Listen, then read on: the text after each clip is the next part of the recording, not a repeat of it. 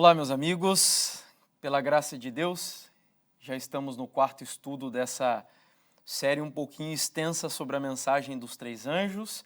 Nos restam ainda mais alguns, mas já conseguimos pelo menos dar os primeiros passos aí para começar a compreender o conteúdo dessas mensagens. Agora, nós vamos estudar sobre o Evangelho eterno propriamente dito. Vamos fazer a leitura de novo do capítulo 14, verso 6, mas antes quero convidá-los a falarmos com o nosso Deus para pedir a orientação do Espírito Santo. Bondoso Pai, mais uma vez clamamos ao Senhor, como temos feito no decorrer dessa série, o auxílio, a direção e a bênção do Espírito Santo. Nós não estamos aqui com o objetivo apenas de recebermos novas informações, mas queremos que a Tua palavra transforme a nossa vida. Por isso eu peço ao Senhor, entendendo que isso está muito além de mim e das minhas possibilidades, peço a Ti, Pai, o dom do Espírito Santo, o batismo do Espírito Santo, e eu tiro as sandálias espirituais dos meus pés, porque eu sei que ao tratar sobre o tema do Evangelho, eu estarei pisando num terreno santo. Peço, portanto, que o Senhor me capacite, me conceda o que for necessário, Pai, para transmitir esse estudo de forma clara, objetiva e de tal maneira que toque os corações dos que estão aqui e daqueles que assistirão em algum momento posterior. Essa é a nossa oração, em nome de Jesus. Amém, Deus. Apocalipse, capítulo 14, o versículo 6. Nós voltaremos a ler o texto no decorrer de outros estudos ainda, até a gente conseguir analisar cada elemento da passagem. E agora é o Evangelho eterno, diz assim: Vi outro anjo voando pelo meio do céu, tendo um Evangelho eterno para pregar aos que habitam sobre a terra, e a cada nação, tribo, língua e povo. Como nós vimos então no estudo anterior, o texto apresenta um anjo ou um mensageiro de Deus portando o Evangelho eterno, como um arauto do Senhor. E a palavra evangelho, no idioma original, significa boas novas ou boa notícia. É uma notícia tão importante e tão necessária que a Bíblia diz que ela precisa ser anunciada a toda nação, tribo, língua e povo. E eu sempre que prego essa mensagem, eu digo que essa profecia continua se cumprindo. Porque cada pessoa que está ouvindo ou que ouvirá esse tema pela primeira vez, de alguma forma é um cumprimento dessa profecia. Porque Deus não permitirá com que nenhuma pessoa, ao menos quando o clímax da batalha final chegar definitivamente, vá ao descanso sem ter a oportunidade de ouvir, pelo menos em algum momento, a mensagem do Evangelho eterno. Bom, nós sabemos, e já vimos em alguns estudos anteriores, que a condição para que o fim ocorra é justamente que o Evangelho seja pregado a toda criatura. Então nós não estamos falando aqui de uma mensagem qualquer. É como se o céu estivesse aguardando, embora falamos isso de uma maneira humana, porque Deus já tem estabelecido o dia e a hora da sua vinda, mas humanamente falando, é como se o céu estivesse aguardando que o Evangelho eterno fosse pregado a todo mundo e a toda criatura, para que então o fim venha. Bom, mas que Evangelho nós deveríamos pregar? Nós já vimos há pouco que há uma concepção do Evangelho equivocada. E a proposta desse tema é justamente mostrar a vocês que evangelho seria esse. Mas antes disso, há uma outra pergunta que a gente precisa responder. Por que o evangelho é eterno? Porque a Bíblia diz que o evangelho eterno deve ser pregado. Então a pergunta é a seguinte: por que o evangelho é eterno? No capítulo 13 do Apocalipse, versículo 8, nós encontramos ali talvez uma sugestão, uma dica. E Adorá-Laão, falando da besta, todos os que habitam sobre a terra, aqueles cujos nomes não foram escritos no livro da vida do Cordeiro que foi morto desde a fundação do mundo. Nós sabemos que na Bíblia o cordeiro é um símbolo de Jesus. E o texto está dizendo que esse cordeiro, Jesus Cristo, foi morto desde a fundação do mundo. Mas como assim o cordeiro que é Jesus foi morto desde a fundação do mundo? Porque até onde eu sei, desde que a promessa foi feita no Jardim do Éden para Adão e Eva, foram mais ou menos 4.000 anos que se passaram até que então Jesus morresse no Calvário. E como pode a Bíblia dizer que esse cordeiro, que é Jesus, então foi morto desde a fundação do mundo? Em que sentido isso se aplicaria? Uma resposta, e eu vou usar aqui uma tradução que ainda não é tão comum, que é a Nova Versão Transformadora, porque, no meu ponto de vista, ela ajuda ou facilita um pouquinho a compreensão do texto. E a frase que me interessa aqui para esse momento, ela está um pouco mais fácil de se compreender. Diz assim: pois vocês sabem que o resgate para salvá-los do estilo de vida vazio que herdaram de seus antepassados não foi pago com simples ouro ou prata, que perdem o seu valor, mas com o sangue precioso de Cristo, o Cordeiro de Deus, sem pecado e nem mancha. Agora vem a frase principal. Ele foi escolhido antes da criação do mundo, mas agora, nestes últimos dias, foi revelado por causa de vocês. Louvado seja o Senhor. Eu acho esse texto fenomenal, porque ele claramente diz que o Cordeiro foi separado. O Cordeiro foi escolhido. O Cordeiro Jesus, de maneira voluntária, se dispôs desde os dias da eternidade.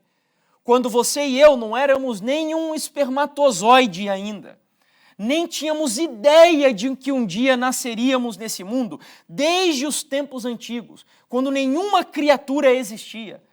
O Pai, o Filho e o Espírito Santo fizeram um pacto que a gente chama de plano da redenção, e Jesus Cristo naquele momento disse: eu darei a minha vida para salvar a humanidade. E neste sentido, portanto, é que o Evangelho é eterno. Porque desde a eternidade esse plano foi desenvolvido. Eu não sei se para você isso não te toca, mas é interessante pensar que quando o pecado entrou no universo e quando o pecado invadiu a história desse mundo, Deus não foi surpreendido com essa situação. O Pai, o Filho e o Espírito Santo não olharam um para o outro e disseram: e agora? O que nós faremos? Não, eles já tinham um plano. Desde os dias da eternidade isso já havia sido estabelecido, e é por isso que a Bíblia diz que o Evangelho é eterno. Ellen White comenta sobre essa cena que eu não consigo nem imaginar como ela aconteceu. A divindade moveu-se de compaixão pela raça, e o Pai, o Filho e o Espírito Santo deram-se a si mesmos ao estabelecerem o plano da redenção. A fim de levarem a cabo plenamente esse plano, foi decidido que Cristo, o unigênito Filho de Deus, se desse a si mesmo em oferta pelo pecado. Bom, nós já sabemos por que razão o Evangelho é eterno. É porque esse plano foi desenvolvido pela Trindade desde os dias da eternidade. Mas agora, por que razão Jesus Cristo teve que morrer? O que Jesus fez para que ele tivesse que morrer, e de maneira tão atroz e tão cruel como ele foi crucificado no Calvário? Por que a morte não poderia ser uma morte mais suave, mais tranquila, ou talvez até uma morte natural? Porque Jesus foi morto para cumprir o pacto do Evangelho. Para nós entendermos um pouquinho melhor o conceito do Evangelho, ou a razão pela qual Jesus teve que morrer da maneira como morreu, nós precisaremos voltar ao Getsemane. Porque assim como o pecado entrou por um jardim, aqui nesse mundo, o pecado começou a ser retirado ou tratado dentro de um jardim. O pecado entrou no Éden, e o pecado agora começaria a ser tratado no jardim do Getsemane, que curiosamente, e eu não acredito em casualidades, mas o Getsemane, naquela época, era um jardim onde as azeitonas eram prensadas ali. E Jesus, como uma azeitona prensada para extrair o azeite dela, neste jardim, ele foi espremido, esmagado, como nenhum ser humano experimentou até aquele momento e nunca experimentará. E você vai entender por quê. Bom, lá no livro de Mateus, no Evangelho de Mateus, no capítulo 26, versículos 37 e 38, nós vamos começar a compreender um pouquinho dos horrores que aconteceu naquele lugar. E levando consigo Pedro e os 2 filhos de Zebedeu, começou a sentir-se tomado de uma tristeza e de angústia. Então lhes disse: a minha alma está profundamente triste até a morte. Fiquem aqui e vigiem comigo. Foram muitas vezes que Jesus, ele passou noites em claro, orando e intercedendo pelos discípulos e também por mim e por você. Mas agora, pela primeira vez no seu ministério, Jesus precisa de intercessão de outras pessoas. Ellen White, descrevendo essa cena, no livro que para muitos estudiosos é considerado a melhor biografia de Jesus, que é o desejado de todas as nações, ela fala que poucos minutos depois da cena no cenáculo, onde Jesus fez a Santa Ceia com os discípulos, e a Bíblia diz que eles saíram dali rumo ao Monte das Oliveiras, cantando um hino, de repente, misteriosamente, os sentimentos de Jesus foram alterados. A alegria foi substituída pela tristeza. A felicidade foi ocupada pelo horror. Diz ela que a própria face de Jesus foi completamente desfigurada. E ele gemia e cambaleava de forma tão forte que chegou um momento que ele estava a ponto de cair e ele só não caiu no solo porque os discípulos o ajudaram naquele momento. O que será que estava acontecendo? À medida que Jesus se aproximava do jardim, a angústia, o pavor, o medo, eu até diria, a tristeza tomava conta de todo o seu ser, a ponto dele levar junto com ele os 3 discípulos de maior confiança, Pedro, Tiago e João, e pedir a eles para que ficassem um momento intercedendo por ele e pelo seu ministério. Jesus estava enfrentando a prova sozinho. Ele precisava pisar o lagar como nenhuma outra pessoa havia pisado até aquele momento. E a pergunta: o que lhe causava tanta dor e sofrimento? Porque Jesus estava enfrentando a prova dessa forma tão terrível e assustadora.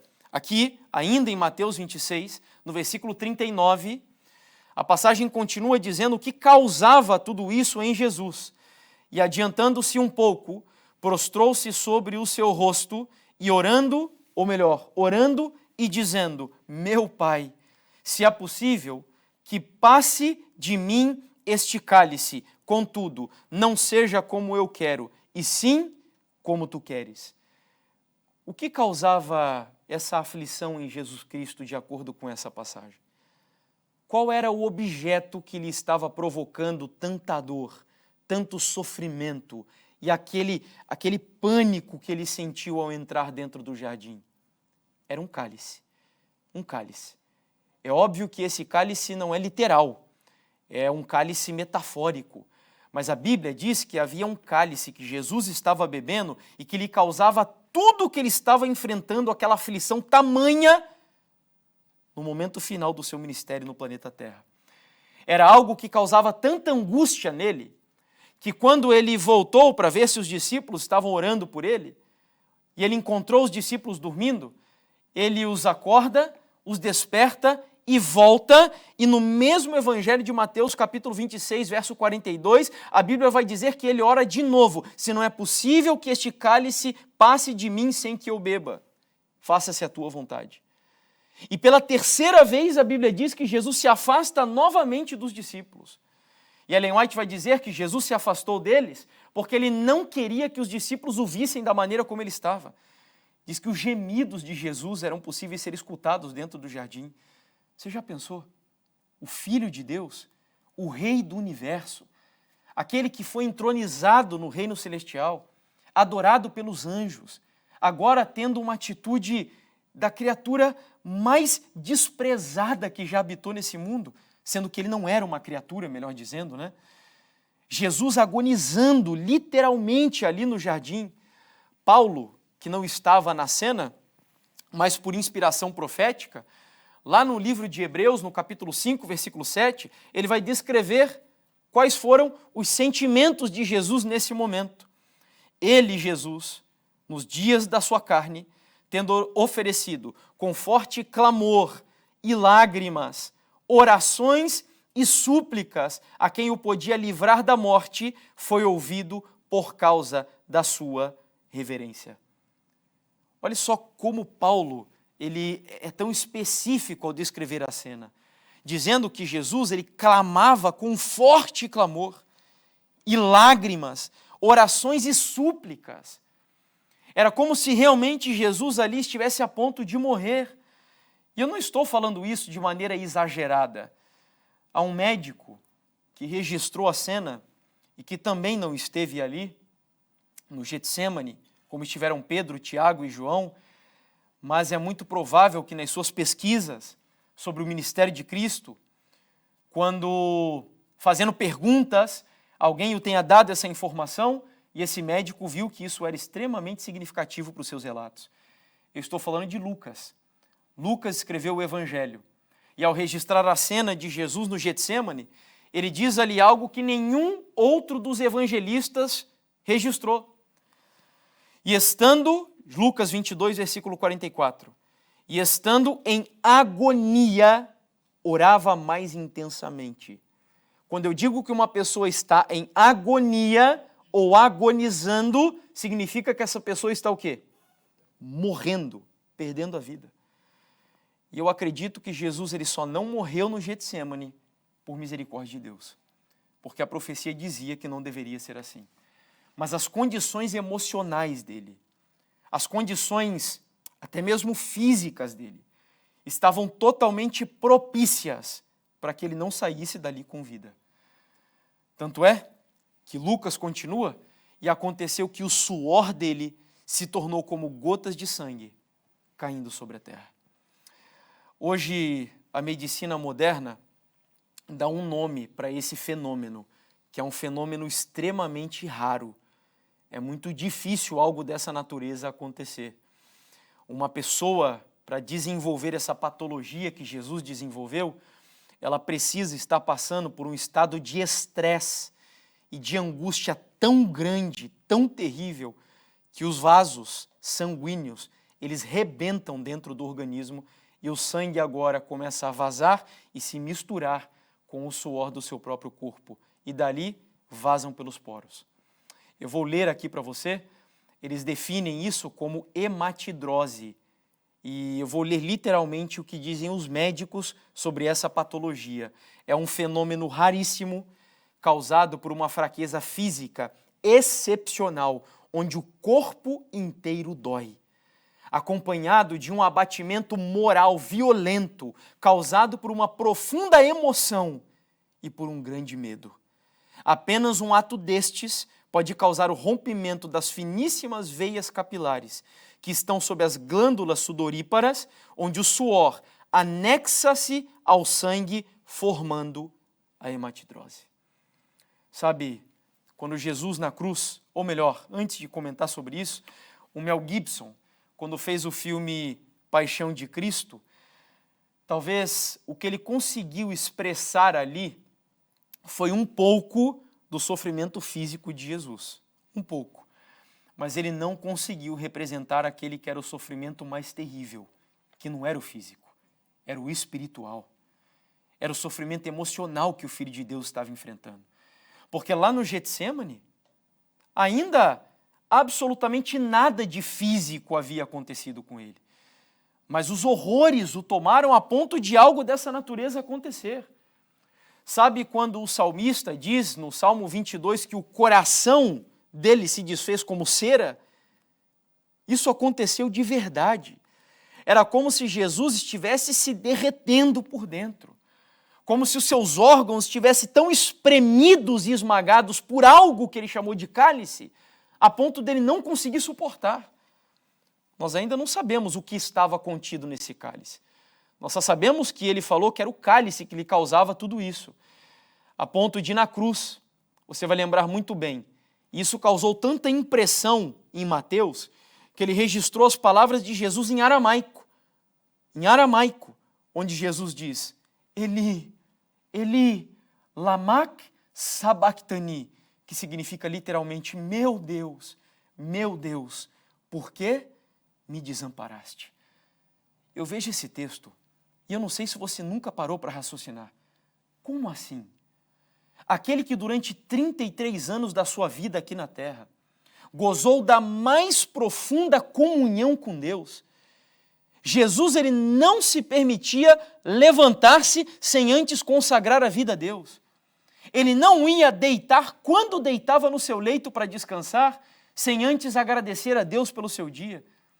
Absolutamente nada do que Jesus fazia, ele não fazia sem consultar a vontade do Pai. E como é possível agora, no momento em que ele mais necessita, a Bíblia diz que ele foi desamparado por Deus. Sabe, meus amigos, Jesus, para nos salvar, ele deixou tudo o que ele poderia ter deixado até esse momento. Ele deixou o céu, a adoração dos anjos, deixou o trono de glória, deixou inclusive a sua natureza, porque ao assumir a nossa natureza, ele vai carregá-la, a forma humana, por toda a eternidade. As marcas, inclusive, da cruz, ficarão ali fixadas nele para todo sempre. Jesus deixou família, Jesus deixou o seu lar, Jesus, inclusive, perdeu a confiança dos discípulos, até que eles voltassem a acreditar que ele era o Messias. Mas faltava uma coisa, que era a mais difícil de todas, Jesus deixar para que ele pudesse salvar você. Sabe o que era? A presença do Pai. Como assim, Jefferson? Jesus tinha que deixar a presença do Pai para me salvar? Você já vai entender por que ele tinha que deixar a presença do Pai. Não era deixar no sentido de rejeitá-la, mas o próprio Pai, ele teve que desviar a sua face do seu filho. E eu não sei se isso não causa emoções em você, mas para mim isso é muito forte. E nós vamos no decorrer da passagem, e agora aqui do estudo, melhor dizendo, já chegou o momento de nós entendermos quem foi que deu o cálice para Jesus beber. Você sabe quem foi? Lá no Getsemane, quando à meia-noite, depois de Jesus passar por toda essa experiência, chega uma multidão de pessoas para prender Jesus, liderados por Judas. E aí você vai lembrar que Pedro, impetuoso como era, tira uma espada da bainha, corta a orelha de Malco, e então, no meio dessa cena, Jesus diz essas palavras em João capítulo 18, versículo 11. Mas Jesus disse a Pedro, guarda a espada na bainha, por acaso não beberei o cálice que quem deu o filho a beber? Quem deu? O próprio Pai. Eu lembro que quando eu comentei sobre isso num grupo de WhatsApp que eu participo, algumas pessoas ficaram extremamente escandalizadas. Porque nesse momento de maior dor, de maior sofrimento do Filho de Deus, era o próprio Pai que estava dando o cálice para o seu filho beber. O próprio Pai. Mas o que estava contido nesse cálice agora? Nós já sabemos que Jesus estava sofrendo, já sabemos que ele teve que sofrer, já entendemos que o que lhe causava sofrimento, angústia, dor e medo lá no Getsemane era um cálice que ele estava bebendo, e vimos aqui agora que era o próprio Pai que estava lhe dando esse cálice. Mas a seguinte pergunta é, o que estava contido nesse cálice? Qual era o conteúdo do cálice que Jesus estava bebendo ali? Apocalipse, capítulo 16, versículo 1, nós encontramos a resposta. Ouvi uma voz forte, vinda do santuário, dizendo aos 7 anjos, vão e derramem sobre a terra as 7 taças da ira de quem? De Deus. O que Jesus estava bebendo então no Getsemane? O que era? A própria o quê? Ira de Deus. A própria ira de Deus. Olha, fazendo uma breve pausa, abrindo um pequeno parênteses aqui, Ellen White teve uma visão da ira de Deus caindo sobre o planeta Terra. Foi, inclusive, uma das primeiras visões que ela registrou no livro Primeiros Escritos. E, como diz o texto, a ira de Deus, ela vem em forma das 7 últimas pragas. Eu não sei se você já leu o que são as 7 pragas, mas é terrível. São úlceras malignas, águas, rios, fontes sendo convertidas em sangue, meteoros imensos sendo lançados do universo para o planeta Terra, fome, escassez e etc.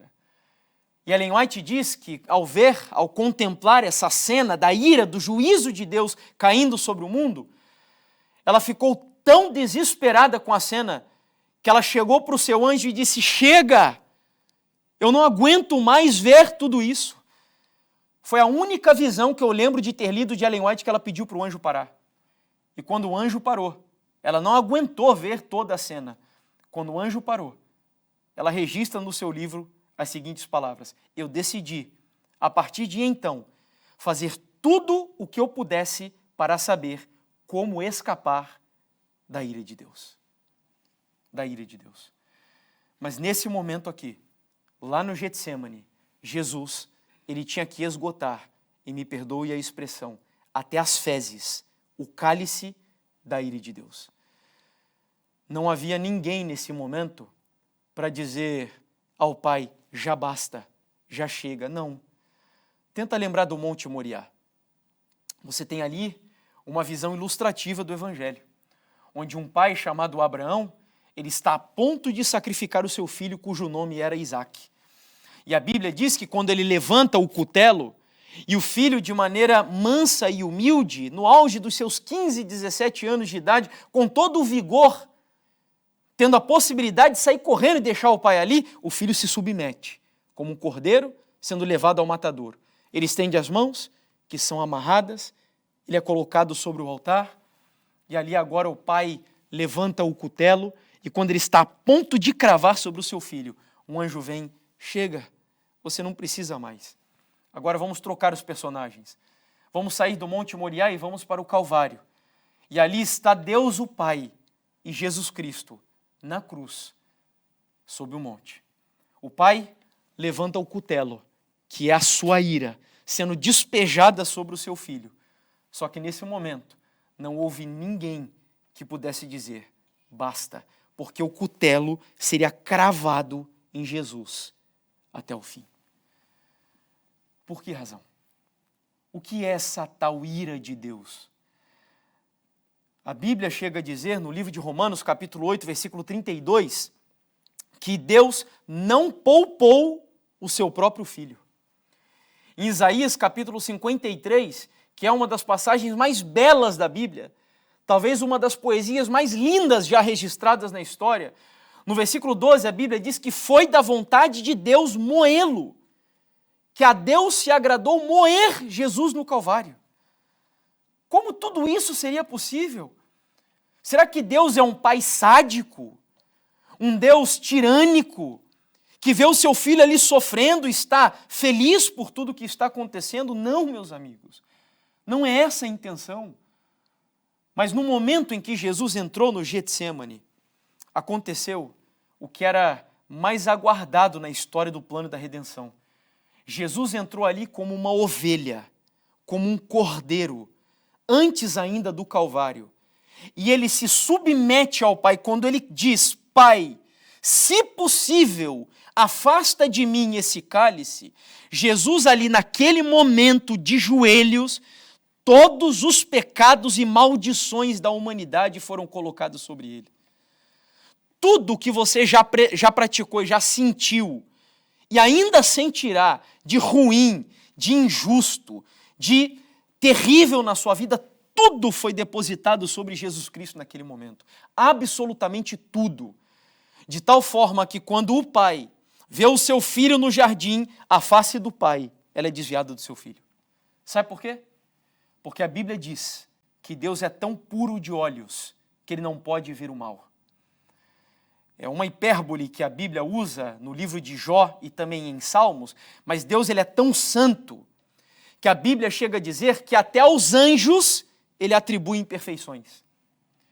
Diz que o próprio céu é imperfeito aos olhos de Deus. Você consegue imaginar quão santo é esse Deus? Então Deus, eu vou tentar explicar para você aqui agora, Deus ele é tão santo, mas tão santo, que ele não aceita em absoluto nenhuma mancha de pecado no universo, porque ele é o criador do universo. Vamos tentar ilustrar isso com a experiência de Uzá, na Arca da Aliança. A arca era uma representação de Deus, do seu trono e da sua santidade. Então, ao mesmo tempo que a arca era uma arca santa, ela também era justa. Porque a Bíblia, ela estabeleceu, ou Deus, melhor dizendo, estabeleceu uma lei para a arca. Não havia uma lei? Qualquer um podia carregá-la? Não. E mesmo os levitas, quando fossem carregá-la, não podiam tocar na arca. Sabia disso? A arca, ela era escondida em um manto azul e ela era atravessada por argolas, por uns pedaços ali de paus que eram trabalhados, travessas bastante grandes, para que então ela fosse transportada pelos ombros. Então nem os levitas não podiam tocar assim de forma irreverente na arca. Então a arca, que representa Deus, ela é uma arca santa e uma arca justa. Aí certo dia, desobedecendo à justiça de Deus, eles vão fazer o transporte da arca. Davi, mesmo cheio de boa vontade, e aí eu já aproveito o momento aqui para dizer que boa vontade não é o suficiente para agradar a Deus, boas intenções não é o suficiente para agradar a Deus, porque Davi foi bem intencionado, mas ele não fez o que Deus mandou. Então Deus é um Deus justo. Ele pega a arca e coloca a arca sobre carros guiados por animais. Era um instrumento moderno, né, para aquela época. E aí a arca foi sendo conduzida, até que num dado momento ela vai cambalear e está a ponto de cair. Quando ela quase vai cair, um homem chamado Uzá toca na arca. E o que acontece com ele? Ele morre imediatamente. Por quê? Porque, primeiro, que Ellen White comenta que Uzá tinha pecados ocultos na sua vida. Tá? Então ele não era um homem piedoso. Era um hipócrita. E aí, ao tocar na arca, ele ofende a santidade de Deus, que não aceita mácula. E quando a santidade e a justiça de Deus são ofendidas, o instrumento ou a reação natural de Deus à ofensa da sua santidade e da sua justiça é punir o pecador com a sua o quê? Ira. Entendeu? Então a ira de Deus não é como a ira dos seres humanos, que nós ficamos ofendidinhos, sabe? Quando a pessoa vem e nos magoa e fica chateada e tal, tem nada a ver com isso. A ira de Deus é uma reação natural de um Deus santo e justo que está ofendido pela mácula do pecado na sua natureza. Porque a natureza de Deus não aceita, Deus não é como ser humano. Nós, quando vemos alguma coisa errada, normalmente o que a gente faz? Vamos jogar para baixo do tapete aqui, resolve. Não, Deus é um Deus justo. E a justiça de Deus e a sua santidade só se satisfazem quando o pecado é punido devidamente. Então a ira de Deus, lá no Getsêmani, sobre Jesus, foi a punição. E eu não vou nem pedir perdão, porque é o termo que a Bíblia usa. Me permitam dizer que o que caiu sobre Jesus no Getsêmani foi o ódio de Deus contra o pecado. O ódio que Deus tem contra o pecado. Tenta imaginar o pecado como se fosse um grande asteroide, gigante, de dimensões nunca antes vistas na história do universo. E esse asteroide, que tem umas 20 vezes maior a circunferência do planeta Terra, está a ponto de entrar em rota de colisão com o globo. E você está bem no meio da rota dele, do choque entre o asteroide e o planeta Terra. E aí ele vem em sua direção. Mas, de repente, Jesus, o Filho de Deus, ele levanta o seu braço, ele estica as suas costas e diz: Pai, pode mandar, derrama todo o seu ódio contra o pecado sobre mim, porque eu vou receber essa ojeriza do Senhor contra o pecado no lugar dos meus filhos. Derrama, Pai. Está difícil, está duro, está difícil beber esse cálice. Todavia, se eu devo bebê-lo até o fim, que seja feita a sua vontade. Olha, no Desejado de Todas as Nações, quando Ellen White fala sobre a cena do Getsemane, ela diz que Jesus ali ainda poderia ter enxugado o suor do seu rosto. Ela chega a dizer que a taça, simbolicamente, chegou a tremer na sua mão. Ele pensou, e ele poderia pegar essa taça, esse cálice da ira de Deus, jogado para o lado e dizer, eu não aguento mais. Que cada um pague pelo seu próprio pecado. Mas não, ele escolheu, morrer e dar a vida no seu lugar. Ele escolheu sofrer o pior tipo de morte e dor que um ser humano poderia sofrer. Tudo por causa do quê? Do pecado. Do pecado. Meus amigos, quando nós entendemos isso, nós temos aqui uma pergunta, que é o grande dilema do Evangelho. Eu já respondi ela antecipadamente para vocês. Porque agora nós temos o pecado entrando na história do universo, o pecado manchando a nossa natureza, e agora nós temos um problema a ser solucionado. Porque nós cremos em um Deus que é amor. Não cremos nisso? Deus não é amor? Não foi isso, inclusive, que o diabo questionou de Deus lá no céu, dizendo que Deus não é amor?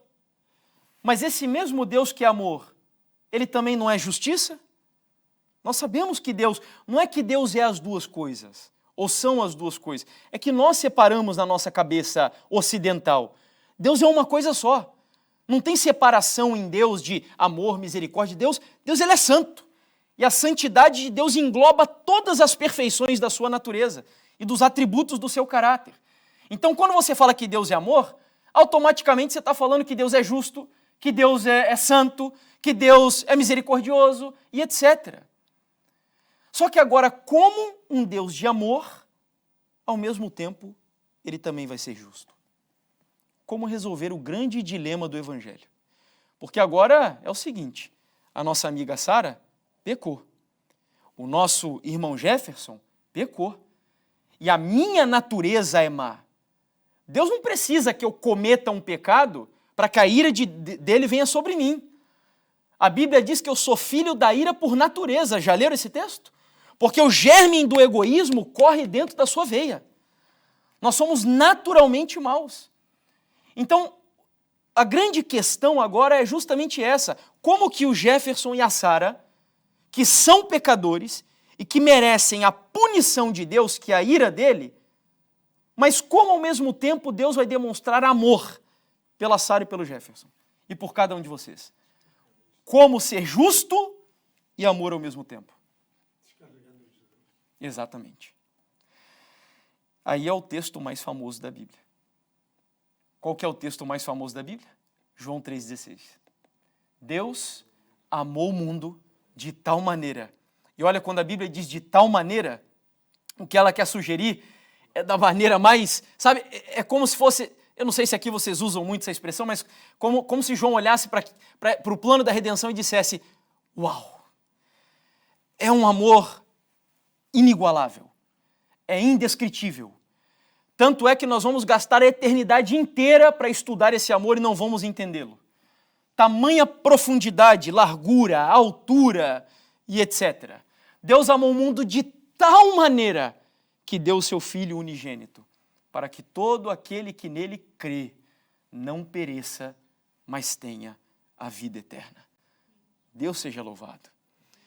Esse Filho de Deus, que como diz o texto aqui de Gálatas, capítulo 3, versículo 13, olha só que palavras fortes essa daqui.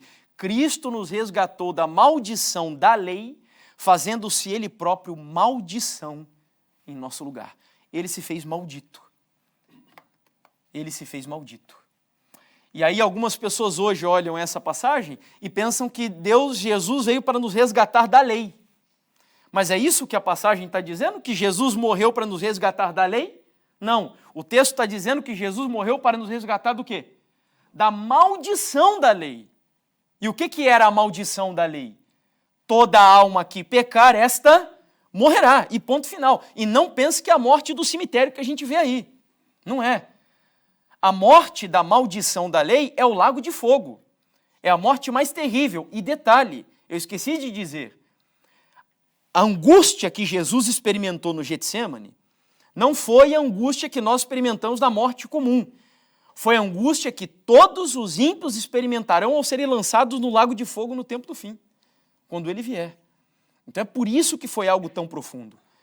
Então, meus amigos, a solução que Deus encontrou para esse grande dilema, e ali, sabe quando você pega um jogo de xadrez e o diabo está ali jogando e ele parece que encurralou Deus e ele olha para Deus e diz, agora eu quero ver como você vai sair. E Deus, com um movimento, ele dá um checkmate no diabo. E quando o diabo olhou para Deus e disse, agora eu quero ver, eles pecaram. O Senhor me expulsou do céu por causa disso. Eu quero ver se o Senhor vai puni-los. Mas se o Senhor puni-los, ficará provado que o Senhor é um Deus tirânico, um Deus sádico. E o que Deus faz? Surpreende Satanás. Ao descer do céu, como diz uma frase, se eu não me engano, do Billy Graham, o grande feito do universo não é o homem ter subido da terra para a lua, mas é Deus ter descido do céu para o planeta Terra. E o diabo ficou surpreso, pode ter certeza, quando ele viu que o próprio Deus abandonou o céu e correu risco, inclusive, correu risco de, enquanto viveu aqui, o plano da redenção ir por água abaixo. Quando Jesus diz, meu Deus, por que me desamparaste? Ele não tinha certeza se ele ia levantar da sepultura. Mas louvado seja Deus que ele levantou. E nós hoje adoramos a um Deus, todos os outros deuses por aí, e profetas que o mundo adora, Buda, né? Maomé, e não sei lá mais quem, todos eles estão na sepultura. Nós adoramos a um Deus cuja sepultura está vazia, porque ele ressuscitou. Louvado seja Deus por isso.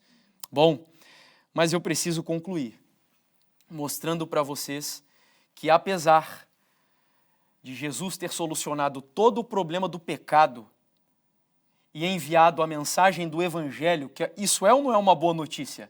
Essa é a boa notícia que nós recebemos. Mas a Bíblia diz que ainda há algumas pessoas que vão escolher beber por si mesmas o cálice da ira de Deus. Sabia disso? Isso está na mensagem do terceiro anjo, que nós vamos estudar, inclusive, aqui também. Provavelmente vai ficar lá para outra semana de gravações, mas olhem só o que diz a mensagem do terceiro anjo. Apocalipse 14, 9 e 10. Seguiu-se a estes outro anjo, o terceiro, dizendo com voz forte, ou grande voz, se alguém adora a besta e a sua imagem e recebe a sua marca na testa ou na fronte e sobre a mão, também esse beberá do vinho do furor de Deus, preparado sem mistura no cálice da sua ira, e será atormentado com fogo e enxofre diante dos santos anjos e na presença do Cordeiro. Por que razão a Bíblia diz que tem pessoas que vão beber o cálice da ira?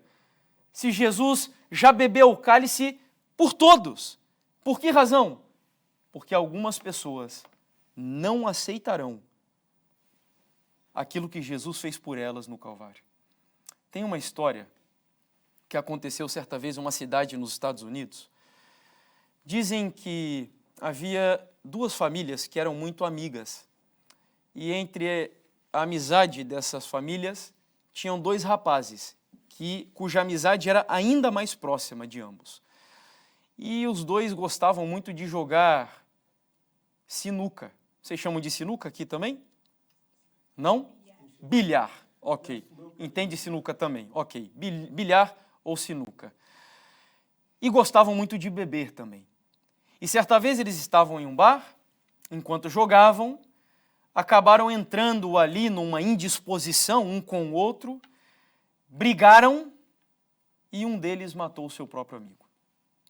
Isso aconteceu num estado norte-americano onde existem penas de morte. E esse rapaz foi sentenciado à morte. Ele ficou preso durante um tempo, enquanto aguardava o cumprimento da sua sentença. A família do amigo dele, que ele matou, resolveu fazer um abaixo-assinato, porque eles sabiam que foi, enfim, uma fatalidade. Estavam fora de si, embriagados, e eles, de alguma forma, queriam perdoar aquele rapaz. Fizeram um abaixo-assinado, recolheram várias assinaturas e entregaram ao prefeito da cidade. E o prefeito, disfarçado, foi até o presídio enviar essa boa notícia para o rapaz. Isso já depois de algumas semanas. Só que o rapaz estava tão amargurado que quando o carcereiro chegou para ele e disse: olha, tem alguém aqui que veio visitar você. Ele disse: eu não quero receber. Eu não quero saber de nada. Ele ficou tão triste com a prática, com aquilo que ele fez com o seu amigo, que ele estava recusando receber a visita do prefeito da cidade com as assinaturas, que dariam liberdade a ele. E o carcereiro insistiu mais um pouco e falou com ele, não disse quem era, e ele continuou persistindo na sua dureza, até que então o prefeito foi embora. E quando o prefeito foi, o carcereiro disse a ele o seguinte: olha, quem veio visitá-lo era o prefeito da cidade, e ele tinha recolhido uma série de assinaturas para dar liberdade para você. Mas infelizmente você rejeitou. Chegou o dia da sentença desse homem, ele se assentou numa cadeira elétrica e antes de ser sentenciado perguntaram a ele: você gostaria de dizer algumas palavras? E ele disse assim: hoje, se eu estou morrendo, não é por causa da falta de perdão que eu não recebi, mas é porque eu escolhi rejeitar a liberdade que me foi concedida. Vocês entenderam? Nenhum ser humano um dia vai poder chegar para Deus e dizer: Senhor, eu estou sendo condenado aqui por causa de pecados que eu cometi. Todos os pecados já foram pagos por Jesus na cruz do Calvário. Todos. Todos aqueles que forem condenados um dia só o serão se rejeitarem o perdão que Jesus Cristo prometeu. Mas ser perdoado por Jesus implica em outras coisas, né? E é aí que nós vamos compreender o decorrer da mensagem do terceiro anjo, ou melhor, dos três anjos. Porque algumas pessoas pensam assim: não, tudo bem, eu aceito Jesus e sou perdoado, estou tranquilo. Mas aí o anjo continua a mensagem dizendo: temei a Deus e dai-lhe glória, porque chegou a hora do seu juízo. E esse será o nosso estudo na sequência. O Evangelho Eterno, a boa nova, ela é simples. Jesus te perdoou. Jesus pagou todo o preço do pecado por você, para que você hoje tivesse dois caminhos a seguir. Que caminho é esse? Aí está. João 3, versículo 36. Por isso, quem crê no Filho tem a vida eterna. Quem se mantém rebelde contra o Filho não verá a vida, mas sobre ele o quê? Permanece a ira de Deus. Essa frase aqui me chama a atenção, porque ela mostra que a ira de Deus, ela praticamente já nasce comigo. Como diz Davi, em pecado me concebeu a minha mãe, né? Ellen White tem uma frase que eu acho tão fenomenal, que ela diz assim: se nós juntássemos tudo o que há de bom, nobre e belo no homem, e apresentássemos o resultado para Deus, como se isso desempenhasse alguma parte na obra da salvação humana ou algum mérito, a proposta seria rejeitada como traição. Veja, o texto diz que se eu juntasse tudo o que há de bom em mim, não diz se eu juntasse tudo o que há de pior em mim, que a proposta seria rejeitada como traição. Ou seja, tudo o que há de melhor em você, tudo o que há de melhor em mim, para Deus é o quê? Trapo de imundícia. Trapo de imundícia. Então eu já nasço sob a ira de Deus. E a única maneira de escapar dessa ira é aceitar a Jesus Cristo como seu Salvador pessoal. E aí, como consequência disso, vem o restante da mensagem, que eu não vou me adiantar aqui, obviamente, né? O estudo seguinte será sobre o que significa temer a Deus. Porque Deus espera que todos aqueles que aceitam o santo evangelho eterno o temam, o glorifiquem, o adorem com uma razão, porque chegou a hora do seu juízo. Meus amigos, eu imagino que todos que estamos aqui já fizemos essa escolha, mas eu quero realmente dizer para aqueles que nos acompanham, para que assim como nós estamos aqui dando esse exemplo, se você ainda não tomou essa decisão, se você ainda não fez a escolha de Jesus Cristo como seu único, total e suficiente Salvador, faça-o imediatamente. Porque, como nós lemos logo no começo do tema, todos aqueles que receberão a punição do pecado são aqueles cujo nome não estão escritos no livro do Cordeiro, no livro da vida, do Cordeiro que foi morto desde a fundação do mundo. Então, a única forma de você ser salvo, de você ter a oportunidade de um dia receber a vida eterna, é aceitar a Jesus como seu Salvador e, como consequência disso, descer as águas do batismo.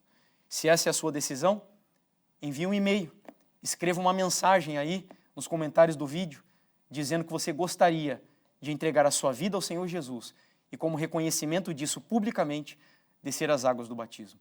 Que Deus te abençoe, que Deus nos abençoe e que Jesus, ele seja o centro da minha e da sua vida e que essa boa nova do Evangelho, ela faça parte do nosso ser e nos motive a levar essa mensagem de salvação para os perdidos no mundo aí fora.